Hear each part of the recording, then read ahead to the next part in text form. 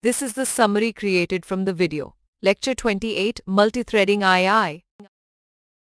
Java provides two ways to create threads using the runnable interface or extending the thread class. Runnable requires implementing the run method, while extending thread allows overriding run. Threads transition through different states like new runnable, running, blocked and dead. Methods like start, sleep and wait control these transitions, while runnable threads are scheduled for execution by the JVM. Thread execution can be controlled using methods like start, suspend, resume and stop. Sleep pauses execution, and yield allows context switching between threads. Scheduling algorithms determine which runnable threads get CPU access based on their priorities.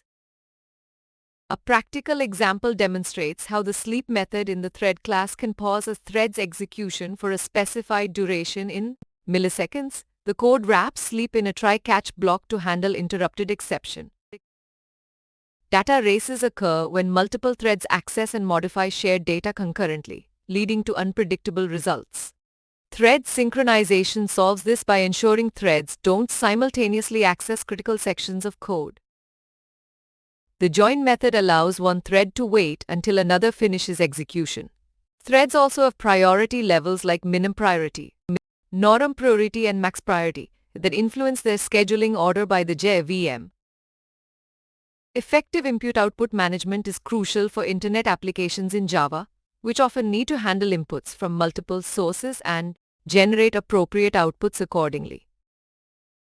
In summary, Java enables creating threads using runnable or thread class, controlling their state transitions and execution order, preventing data races through synchronization, and managing input-output for applications effectively. Please stay tuned for more summary videos.